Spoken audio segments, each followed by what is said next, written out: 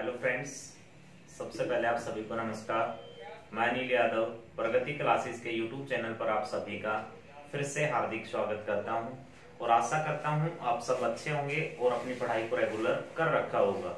अब यहाँ पे अगर हम बात करें तो हम मैथ से रिलेटेड बात करेंगे। लास्ट टाइम साधारण ब्याज पढ़ रहे थे और साधारण ब्याज को आज हम आगे बढ़ाते हुए चल रहे हैं।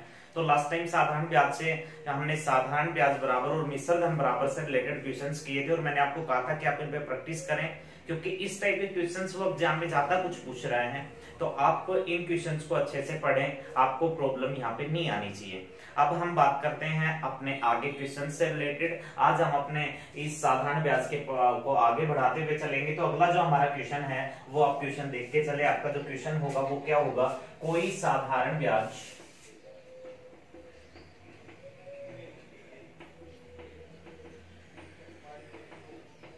किसी राशि का 1/9 गुना है यदि राशि और ब्याज की दर का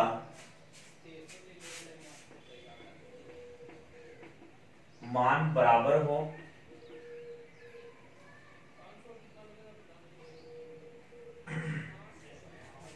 राशि और ब्याज की दर की बजाय हम करेंगे यदि समय और ब्याज की दर का मान बराबर हो तो ब्याज की दर ज्ञात कीजिए।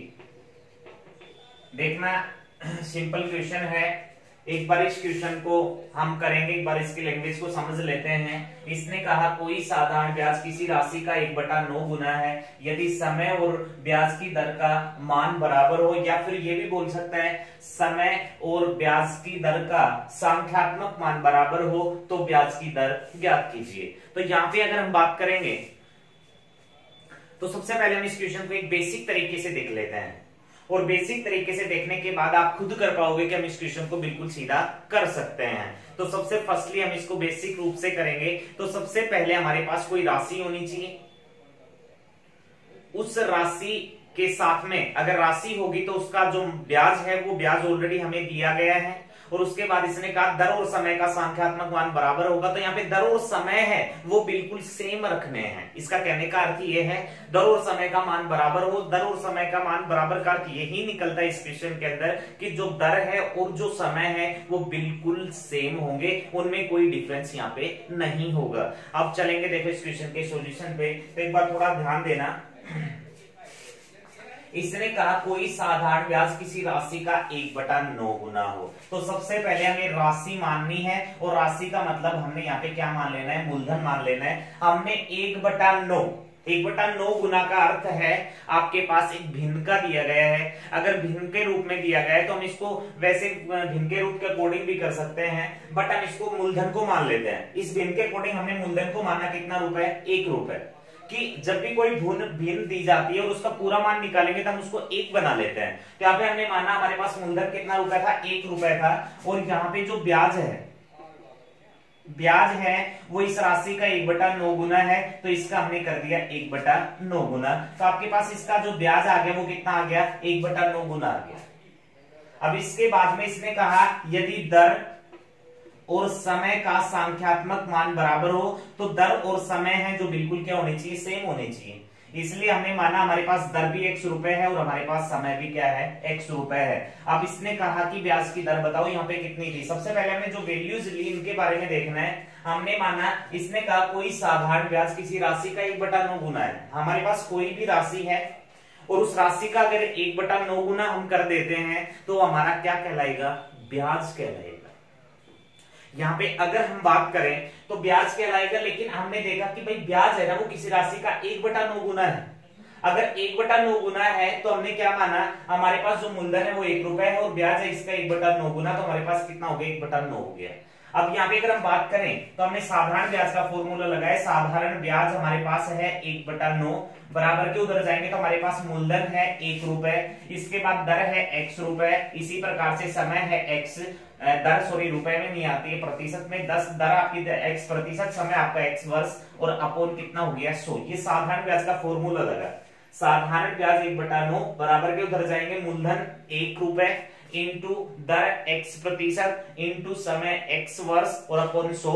आप देखोगे कि दर और समय आपने सेम लिया, क्योंकि इसने कहा कि दर और समय और ब्याज की दर का मान बराबर है, तो हमने दोनों को क्या रखा बराबर, इनका मान क्या हो गया बराबर हो गया। जब हम इसको सोल्व करेंगे तो क्या होगा, इनका क्रॉस मल्टीप्लाई करेंगे, 1 और 100 का गुना करेंगे तो कितना होगा 100, बराबर के उधर जाएंगे तो 9 उधर गया तो कितना बनेगा 9, और इस x और x का गुना करेंगे तो कितना हो गया x स्क्वायर हो गया, और x स्क्वायर हो गया। हमने किसका मान निकालना है, दर का। दर हमारे पास x है तो x का मान निकाल के देना है, और x का मान निकालेंगे तो ये 9 तो आपका इधर आ गया, x स्क्वायर है, ठीक है, हमने पहले x स्क्वायर लिया, 9 इधर आ गया तो 100 वो इधर गुना में था, इधर आ गया तो किसमें हो गया भाग में।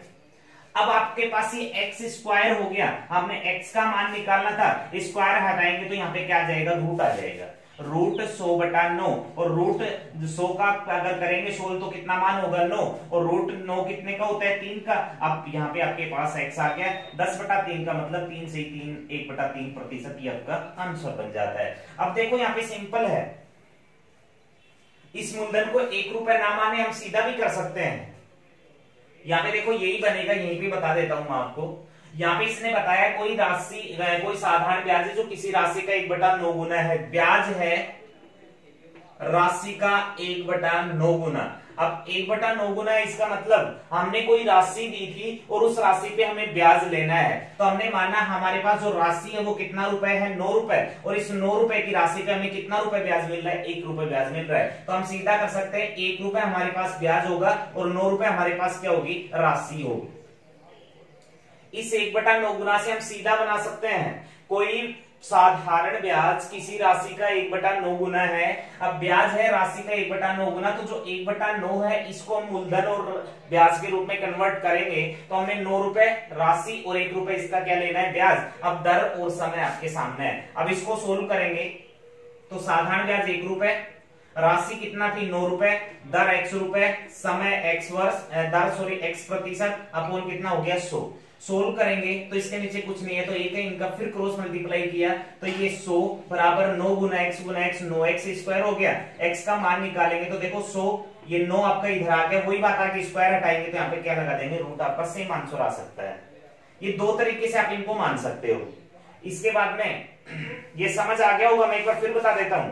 आपके पास 1/9 बताया था, कोई साधारण ब्याज किसी राशि का 1/9 गुना है, 1/9 गुना हमने ले लिया। अब हमारे पास हमने माना 9 रुपए हमारी राशि और इसका 1 रुपए क्या है ब्याज है।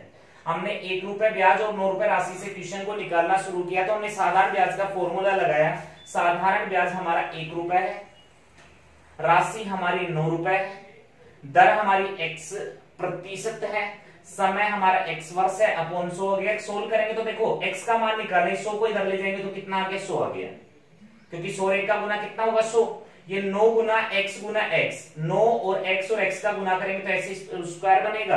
अब हमने 9 इधर लाना है, 100 के नीचे भाग में गए क्योंकि इधर गुना में था। x का मान निकालेंगे तो रूट मतलब ये स्क्वायर हटाएंगे तो इधर क्या रख देंगे रूट रख देंगे। 100/9 10/3 सेम आ गया, देखो 100/9। अब 10/3 का मान निकालेंगे तो 3 से 1/3% हमारा आंसर आ जाएगा। अब यहाँ पे मैं बात करूँ तो इस क्वेश्चन को हम सीधा भी निकाल सकते हैं। एक बार जो इसको नोट करना चाहिए भाई, एक बार पहले नोट करें, कर लिया होगा, स्क्रीनशॉट ले लिया होगा। अब इसके बाद में देखो अगला, इसी को दूसरा हम बना सकते हैं सिंपल। आपके पास क्वेश्चन में दिखना चाहिए दर और समय बराबर है। जब दर और समय का संख्यात्मक मान यहाँ पे बराबर दिया जाता हो तो आपको सबसे पहले बना लेना है रूट। दर और समय का मान बराबर होते ही आपको जान लेना है क्वेश्चन को और आपको फास्टली रूट बना देना है। अब इसने कहा था कि कोई साधारण ब्याज है किसी राशि का 1/9 गुना, 1/9 गुना को सबसे पहले यहाँ पे डाल दिया 1/9 और इसके इंटू प्रत्येक क्वेश्चन में हमने कितने से गुना कर लेना है 100 से। अब इसको करेंगे तो रूट 100/9 आपके पास 10/3 आ गया, क्योंकि 100 रूट कितने का होता है 10 का और 9 रूट कितने का होता है 3 का। अब यहाँ पे 100/3 का मतलब 3 से 1/3% आपका आंसर आ सकता है। आप इस तरीके से इस क्वेश्चन को कर सकते हैं। बट यहाँ पे आपको एक चीज ध्यान रखनी होगी, क्वेश्चन को यहाँ पे जानना होगा, ये चीज आपके माइंड में रहनी चाहिए कि दर और समय का मान बराबर है। देखो एक क्वेश्चन हम और लेते हैं इसके स्थान पे, चलो एक बार हटा ही लेते हैं, पूरा देख लो एक बार भी। यहां पे दिया जाए, मान लो आपके सामने क्वेश्चन कि कोई साधारण ब्याज किसी राशि का 4/9 गुना है, 4/9 गुना है, यदि दर और समय और ब्याज की दर का सांख्यात्मक मान बराबर हो तो दर ज्ञात कीजिए, या फिर यहां पे बोल सकता है समय ज्ञात कीजिए। यहां पे चीज दर पूछे और चीज समय पूछे, बात तो हमारे पास बिल्कुल क्या होगी, सेम होगी। तो मैंने बताया था लास्ट टाइम, जो आप करना चाहें तो दर और समय का मान बराबर आते ही आपको सबसे पहले क्या कर लेना है, रूट बना लेना है। अब ये कितना गुना था, 4/9 गुना था, इस 4/9 को उठाएंगे और इसको सीधा कितने से गुना कर देंगे, 100 से। रूट कितना हो गया, 400 बटा कितना, 9। अब ये कितने का रूट होता है, 20 का होता है। ये कितने का होता है, 3 का होता है। भाग लगाएंगे 20 में 3 का, 3 6 कितने होते हैं, 18 होते हैं। 20 में से 18 गए, 2 बचेंगे शेष और अपॉन 3। तो दर पूछी तो आपका आंसर आएगा 6 से ही 2/3%। समय पूछेगा 6 से ही 2/3 वर्ष। तो यहाँ पे जब भी समय और ब्याज की दर का मान बराबर आए तो आपको इस तरीके से क्वेश्चन को सीधा निकाल लेना है, निकाल सकते हैं। चलेंगे नेक्स्ट क्वेश्चन पे। अगला क्वेश्चन देखना, सिंपल है बिल्कुल। क्वेश्चन आया, एक व्यक्ति कुछ पैसा बैंक में जमा करता है, जिस पर वह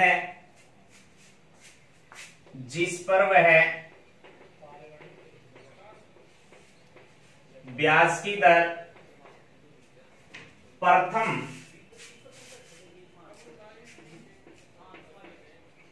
2 वर्ष तक 3%, अगले 3 वर्ष 8%, ये वार्षिक होंगे भी, तथा अगले 1 वर्ष 10% वार्षिक है।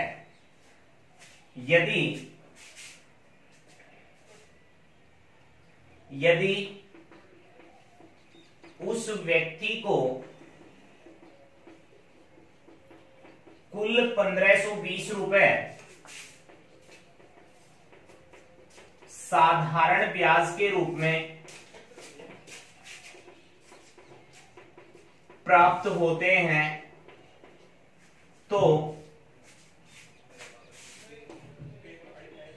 वह कितनी राशि बैंक में जमा करता है। बिल्कुल सिंपल है क्वेश्चन और बड़ी आसानी से हम इस क्वेश्चन को निकाल पाएंगे। यहां पे बताया गया कि एक व्यक्ति कुछ पैसा बैंक में जमा करता है, जिस पर वह ब्याज की दर प्रथम 2 वर्ष तक 3%, अगले 3 वर्ष 8%, अगले 1 वर्ष 10% वार्षिक रखता है, या जिस पर ब्याज की दर है ये अलग अलग है। और यदि उस व्यक्ति को कुल 1520 रुपए साधारण ब्याज के रूप में प्राप्त होते हैं तो वह कितनी राशि बैंक में जमा करता है। अब यहाँ पे हम क्वेश्चन की बात करें तो यहाँ पे जो दर है उन दरों में बार बार परिवर्तन किया गया। प्रथम आपके पास कितने वर्ष दिए गए थे, प्रथम 2 वर्ष तक ब्याज की दर 3% अलग थी, अगले 2 वर्ष ब्याज की दर अलग थी, अगले 1 वर्ष ब्याज की दर अलग थी, लेकिन लास्ट में कुल मिला के उसने बताया कि उसको कुल जो रुपए मिलते हैं साधारण ब्याज के रूप में वो 1520 रुपए प्राप्त होते हैं। तो वो बताओ कितनी राशि उस बैंक में जमा करता है। तो इस टाइप के क्वेश्चन में हमने कुछ नहीं करना है, हमने ये करना है कि टोटल उसको कितना % पैसा ब्याज के रूप में प्राप्त होता है। वो % पैसा ब्याज के रूप में जो मिलेगा उससे हम अपना आंसर निकाल पाएंगे। यहां पे अगर हम बात करें तो देखो ब्याज की दर पहले 2 वर्ष तक कितने परसेंट थी? 3% थी। अगले 3 वर्ष तक कितने परसेंट थी? 8% थी। अगले 1 वर्ष तक कितने परसेंट थी? 10% थी। अब देखो यहां पे ये तो आपके पास क्या है? समय है। ये आपके पास क्या है? दर है। मैंने थोड़ी देर पहले किया, मतलब पहले वाले जो क्लास में क्वेश्चन किया था उसमें ये बताया था कि भाई दर और समय का गुना कर देते हैं तो वो किसके बराबर चला जाता है? ब्याज के बराबर चला जाता है। कि भाई इसको कितना परसेंट जो पैसा है वो ब्याज के रूप में प्राप्त होता है। तो यहाँ पे प्रथम 2 वर्ष की हम बात करेंगे और इस 3% दर की बात करेंगे, तो मतलब एक वर्ष में 3% पैसा इसको ब्याज के रूप में प्राप्त होता है। तो इसने प्रथम कितने वर्ष तक रखे थे? 2 वर्ष तक। 3 और 2 का गुना करेंगे, कितना परसेंट पैसा ब्याज के रूप में लेगा? 6%। अगले 3 वर्ष कितना परसेंट पैसा लेगा? 24% लेगा। 8 और 3 का गुना कितना होता है? 24 होता है। अगले 1 वर्ष कितना परसेंट पैसा लेगा? ये 10% लेगा। अब ये परसेंट पैसा इसने प्रथम 2 वर्ष तक ब्याज के रूप में 6% पैसा लिया। अगले 3 वर्ष 24% पैसा लिया। अगले 1 वर्ष कितना परसेंट लिया? 10%। ये सारा पैसा किस रूप में प्राप्त होता है? ब्याज के रूप में। और जो ब्याज के रूप में प्राप्त होने वाले रुपए थे उन सभी को प्लस किया जाए तो 24 और 6 30 और 10 कितने होते हैं? इसको 40% पैसा ब्याज के रूप में प्राप्त हो जाता है। अब 40% पैसा ब्याज के रूप में इसको मिलता है और वो 40% पैसा टोटल कितना होता है? 1520 रुपए। मतलब इस क्वेश्चन में 40% पैसा 1520 रुपए था। 1% निकालेंगे तो इस 40 को इसके कहां ले जाएंगे? अपोन में ले जाएंगे। और हमें अगर राशि जाननी है तो इसमें कितने परसेंट का मान निकालेंगे? 100% का। और 100% का निकालने के लिए इसको 100 से गुना कर देंगे। ये 0 से 0, ये 0 से ये 0 आपका कैंसिल हो जाता है। अब यहां से हम इसको कैंसिल करना चाहें तो 4 से हमने इसको काट दिए। 4 दिए कितने होते हैं भाई? 1 0 ही कैंसिल हुआ है, ये 0 नहीं करेंगे, कहां हमने कर दिया, सॉरी, क्योंकि 0 से 0 कैंसिल हो गया तो वो 0 तो सेफ है। अब 4 से हमने कैंसिल किया, 3 बार 4 दिए 12 होते हैं, 3 से इस बच जाते हैं 32 हो गया। 4 8 कितने होते हैं? 32। 38 और 100 का गुना करेंगे तो 3800 रुपए इसकी राशि थी जो बैंक में जमा करवाई गई थी। यहाँ पे इसने पूछा उसने कितनी राशि जमा करवाई? 3800। एक बार फिर हम क्वेश्चन पे ध्यान देंगे, फिर हम इस क्वेश्चन को एक बार करेंगे। तो इसने कहा प्रथम 2 वर्ष 3% ब्याज दर से वो जमा करता है। प्रथम 2 वर्ष का कितना परसेंट पैसा हुआ? 6%। अगले 3 वर्ष 8% करता है, ये 24% पैसा हुआ। अगले 1 वर्ष 10% करता है, ये 10% पैसा हुआ। टोटल 24 से 30 और 10 कितने हो गए? 40% पैसा इसने ब्याज के रूप में वहां से लिया। अब 40% जो पैसा उसने ब्याज के रूप में लिया था वो टोटल ब्याज इसने बताया 1520 रुपए ब्याज के रूप में प्राप्त हुए। अब 40% पैसा 1520 था, 1% 1520 बटा 40 होगा। यहाँ पे 100% था, 100 से हमने गुना किया। तो यहाँ पे हमने इनको काटने के बाद देखा इसने बैंक में जो टोटल राशि जमा करवाई थी वो 3800 रुपए थी। 3800 रुपए आपका आंसर होगा। तो इस टाइप के जो भी क्वेश्चन हैं वो सिंपल हैं, आप आसानी से कर भी पाएंगे। तो ये टाइप आप यही खत्म करते हैं, इसके बाद हम लेते हैं अपनी नेक्स्ट टाइप।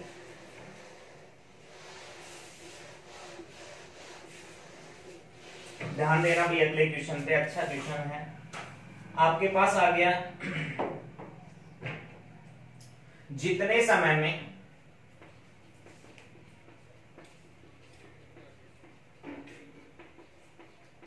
₹750 4% वार्षिक ब्याज दर से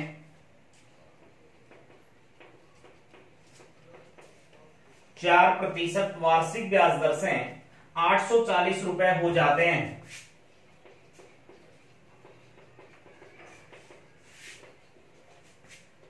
उतने ही समय में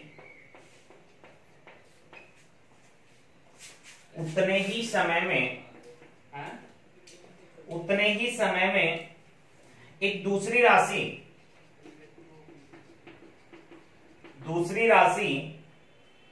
5% वार्षिक ब्याज दर से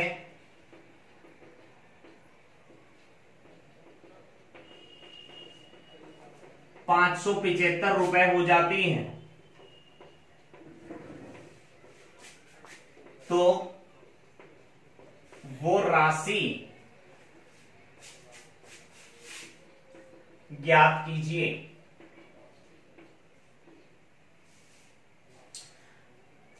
फर्स्टली हमने यहां पे इस क्वेश्चन की जो लैंग्वेज है उस लैंग्वेज को ढंग से समझ लेना है। यहां पे जो बताया गया, जितने समय में 750 रुपए 4% वार्षिक ब्याज दर से 840 रुपए हो जाते हैं। मतलब क्या हुआ, यहां से आपके पास आपने किसी को 750 रुपए दिए और 4% वार्षिक ब्याज दर से दिए, जितने समय के लिए दिए, आपका जब समय कंप्लीट होता है उस समय में वो 840 आपको वापस लौटा देता है। मतलब यहाँ पे समय नहीं है, आपको समय यहां से निकालना होगा। इसके बाद कहा उतने ही समय में, मतलब सेम समय में, और दूसरी एक राशि है जो 5% वार्षिक ब्याज दर से 575 रुपए हो जाती है। तो वो राशि बताओ आपके पास कितनी है जो 575 होती है, लेकिन उसका जो समय है वो पहले वाले के समान है। अब इस टाइप के क्वेश्चन में हमने क्या करना है, ये 750 रुपए आपका मूलधन, 4% आपकी दर, 840 होते हैं, तो ये 840 आपका मिश्र धन है। मतलब क्या हुआ, 750 रुपए है, 840 बनते हैं। अब 750 अगर 840 बनते हैं तो आपके पास में इसने कुछ ना कुछ क्या किया होगा, 840 बनाए, 750 से आपको वापस लौटा देता है। वो 840 क्यों देता है, क्योंकि वो आपको ब्याज लौटा रहा है। 840 में से 750 यहाँ पे माइनस करने हैं, और माइनस करेंगे तो आपके पास कितने बनते हैं, 90 रुपए। यहाँ पे जो 90 रुपए इसने दिए वो किस रूप में दिए, ब्याज के रूप में दिए। 750 रुपए राशि है जो आपने किसी को दी, वो आपको 840 लौटाता है, तो 90 रुपए को ब्याज के रूप में देता है। यहां से हमने समय निकालना है, क्योंकि यहाँ पे हमारे पास ब्याज है, यहाँ पे हमारे पास राशि है, यहाँ पे हमारे पास दर है, क्या नहीं है, समय नहीं है। अब हम निकालेंगे साधारण ब्याज का फॉर्मूला लगाया, 90 रुपए साधारण ब्याज प्राप्त हुआ, कितने पे हुआ, 750 रुपए पे हुआ। किस दर से हुआ, 4% वार्षिक दर से हुआ। समय हमारे पास है नहीं, हमें निकालना, और अपॉन कितना रख दिया, 100। 25 से काट दिया, 25 3 कितने होते हैं, 75, 0, 25 400 होते हैं, 4 से 4 आपका कैंसिल हो गया। 30 से काट दिया, 30 3 90 होता है। ये ऐसा कितने वर्ष में हुआ, 3 वर्ष में ऐसा हुआ। ये समय हमारे सामने निकल के आ गया। देखो फिर हम इसको थोड़ा समझेंगे, गलती नहीं करेंगे। इसने कहा 750 रुपए 4% वार्षिक ब्याज दर से 840 रुपए हो रहे हैं। 750 रुपए 840 बनते हैं, तो कितने रुपए ज्यादा बन रहे हैं, 90 रुपए। अब 90 रुपए ज्यादा इसलिए बने क्योंकि 90 रुपए ब्याज दिया गया। अब 90 रुपए ब्याज इस राशि से और इस दर से हमने यहाँ पे क्या निकाल लिया, समय में हमें ये पता चला कि 3 वर्ष में ऐसा हुआ। अब इसने कहा उतने ही समय में, समय आपका 3 वर्ष ही होगा, दर आपके पास कितनी है, 5% वार्षिक ब्याज दर से एक राशि है जो 575 रुपए हो जाती है। 3 वर्ष में 5% वार्षिक ब्याज दर से एक राशि 575 बन जाती है। ये 575 बन जाती है, तो 575 आपका क्या है, मिश्र धन है। कोई राशि थी, उस राशि के साथ हमने ब्याज को प्लस किया, और दोनों को जब जोड़ के देखा तो वो टोटल कितने बने, 575 रुपए बन गए। अब इसने कहा कि वो राशि कौन सी थी जो 575 बन रही है। अब ये मिश्र धन था, और मिश्र धन निकालने के लिए आपके पास मूलधन होना चाहिए, मूलधन के प्लस करना है दर गुना समय जो आपका ब्याज होगा, और ये आपका क्या बनेगा, मिश्र धन बनेगा। अब इसी के अकॉर्डिंग चलना है। मूलधन आपके पास है ही नहीं, तो मूलधन कितना मानेंगे हम, 100 रुपए, प्लस दर कितनी है, 5%, कितना समय था, 3 वर्ष का। अब ये हम करेंगे तो आपके पास कितना परसेंट बना, 100 5 3 15 कितने होते हैं, 115% पैसा है। 100 रुपए आपने लिए और 15 रुपए आपके ब्याज के बने, कितने बने, 115% पैसा था जो आपका मिश्र धन था, और ये मिश्र धन टोटल कितने के बराबर है, 575 के बराबर होगा। 1% का मान निकालेंगे तो 115 इसके नीचे चला जाएगा। हमने निकालना क्या है, मूलधन, और मूलधन कितना लिया हुआ है, 100। हमने 100% का मान निकालने के लिए इसको कितने से गुना कर देना है, 100 से गुना कर देना है। 115 से कट जाएगा कितनी बार, 5 बार। अब 5 और 100 का गुना करेंगे तो आपका कितने रुपए थे, 500 रुपए थे, जो 5% वार्षिक ब्याज दर से 3 वर्ष में कितने बन रहे थे, 575। तो यहाँ पे वो राशि कौन सी है, वो 500 रुपए है। एक बार फिर हम इस क्वेश्चन पे करेंगे, यहां तक आपको ढंग से समझ आया होगा 3 वर्ष तक। इसके बाद में क्वेश्चन में बताया कि उतने ही समय में, समय वही 3 वर्ष है, 5% दर से राशि 575 बन जाती है। 3 वर्ष में 5% वार्षिक दर से राशि 575 बन रही है। 575 क्या है? मिश्र धन है। और जब भी हम मिश्र धन निकालेंगे तो मिश्र धन में आपके पास मूलधन होना चाहिए, मूलधन के साथ में ब्याज प्लस होना चाहिए। आपके पास मूलधन यहाँ पे माना हमने 100 रुपए, प्लस यहाँ पे ब्याज और दर हमारे पास है, दर और समय हमारे पास है, दोनों का गुना किया, 15 आ गया। 100 तो हमने मूलधन लिया और 15 ये कितने हो गए? 115 हो गए।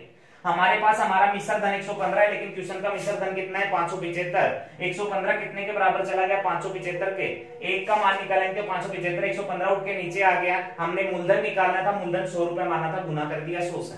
काटने के बाद कितने रुपए बने? 500 रुपए। 500 रुपए आपके आंसर होगा। इसके बाद चलेंगे हमारे नेक्स्ट क्वेश्चन पे। ये जो लेना चाहे स्क्रीनशॉट ले सकता है। ध्यान देना नेक्स्ट क्वेश्चन।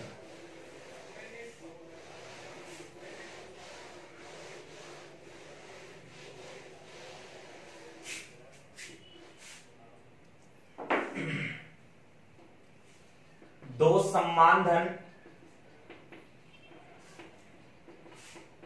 दो अलग अलग बैंकों में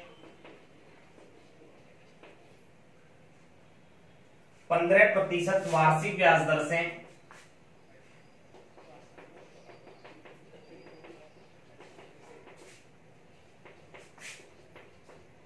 क्रमशः वार्षिक ब्याज दर से क्रमशः 3.5 वर्ष तथा 5 वर्ष के लिए जमा किए जाते हैं।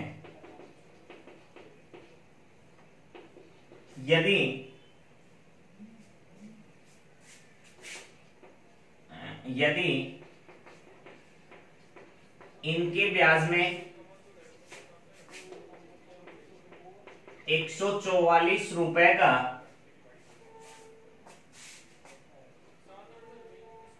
अंतर हो तो वह राशि ज्ञात कीजिए।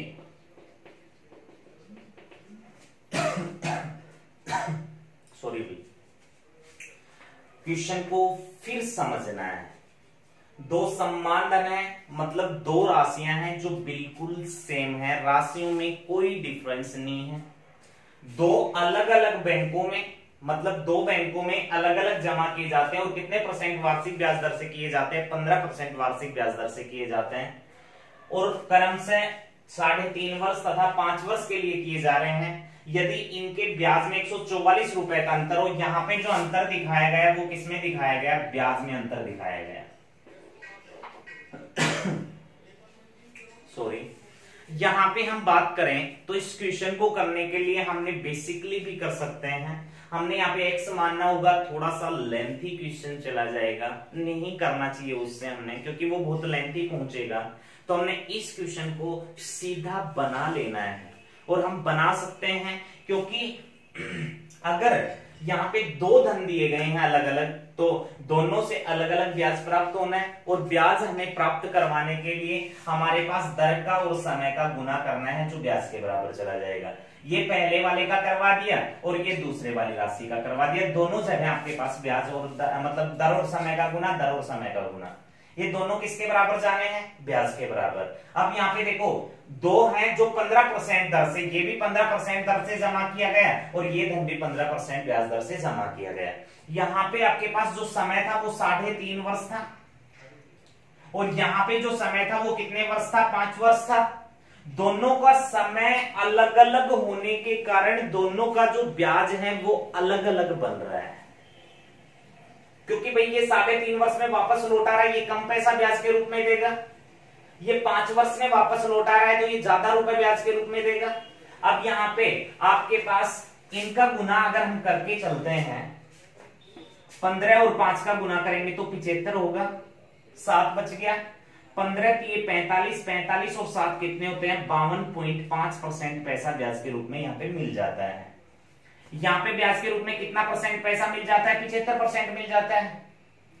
अब देखो, इसने बताया अगर इन दोनों का आप अंतर निकाल लेते हैं, इन दोनों का अगर अंतर हम निकालेंगे तो वो अंतर बनना चाहिए 144 रुपए।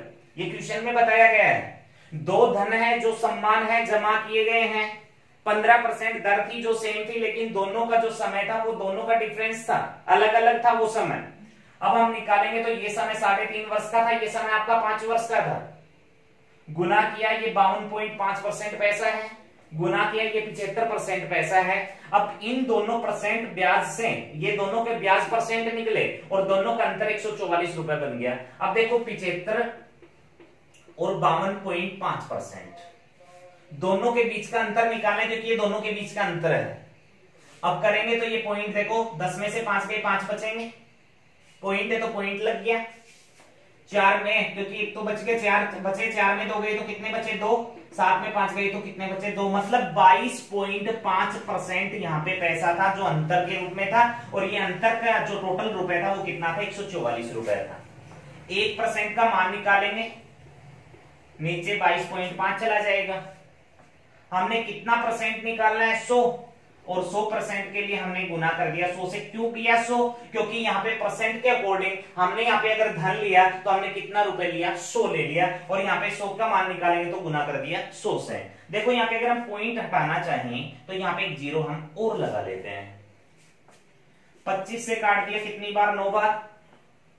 25 से काट दिया कितनी बार, 4 बार, एक 0 साथ में 0 आ गया।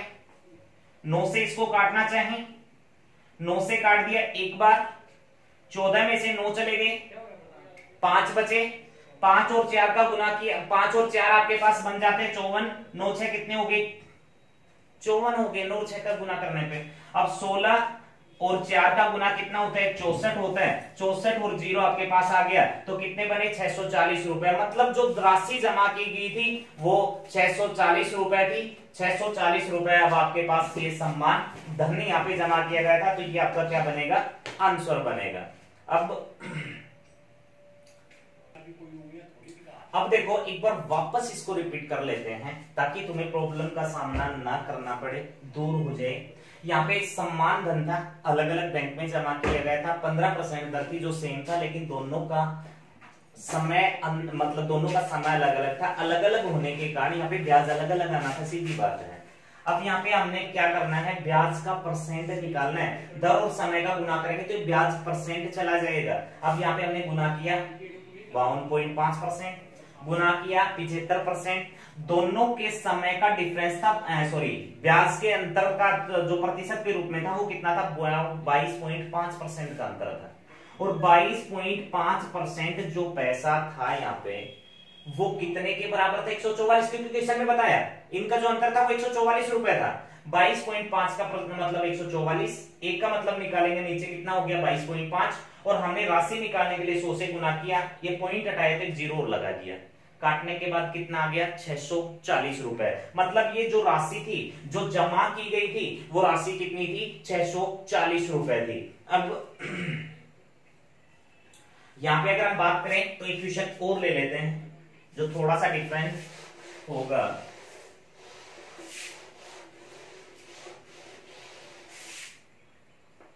ए बी को 600 रुपए 2 वर्ष के लिए तथा सी को 150 रुपए 4 वर्ष के लिए ब्याज के रूप में या ले लो के लिए साधारण ब्याज की दर से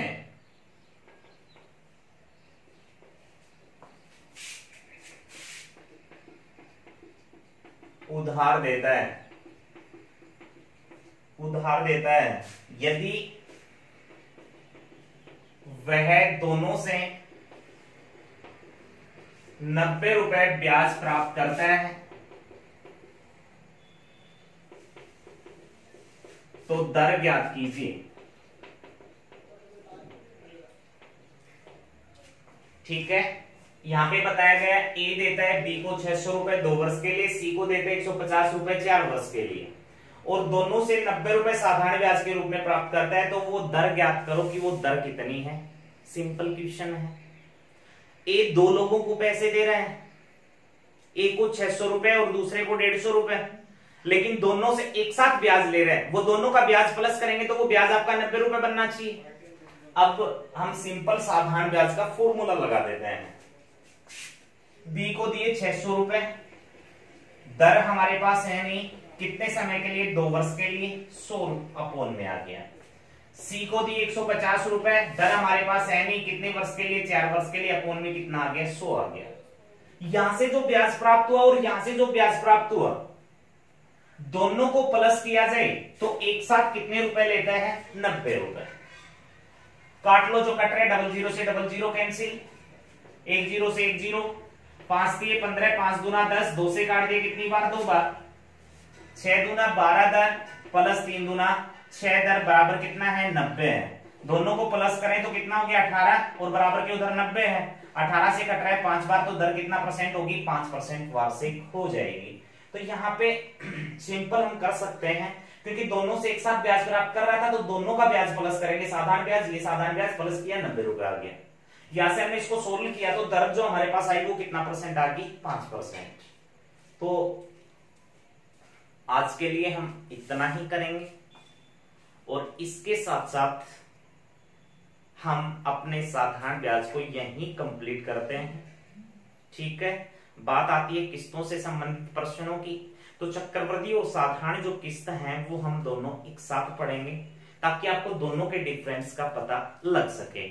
तो साधारण ब्याज को हम यहीं अपना क्लोज करते हैं। आप लगातार जो भी वीडियो नहीं देख पाए साधारण ब्याज की टोटल वीडियो अपनी देखें, ताकि आपका एक चैप्टर पूरा अपना क्लियर होके चले, क्योंकि आने वाले एग्जाम्स में जो भी एग्जाम्स होने वाले, आपका दिल्ली पुलिस है, आपका पटवार है, आपका राजस्थान पुलिस है, आपकी एसएससी, आपका बैंकिंग है, तो जो भी आपके पास आते हैं सब में साधारण चक्रवृद्धि ब्याज के क्वेश्चंस पूछे जाते हैं। तो आप इनके सभी वीडियो देखें और अपने चैप्टर को कंप्लीट करें। इसके बाद में हम अपने अगली क्लास में जाएंगे, तो अगली क्लास में हम अपना शुरू करने वाले हैं चक्रवृद्धि ब्याज। आज के लिए हम इतना ही करेंगे। आप हमारे साथ इसी तरह अपने YouTube चैनल पर बने रहें। आपके पास जो क्लासें हैं उन क्लासों का जमकर अपना फायदा उठाएं। आज के लिए आप सभी का धन्यवाद।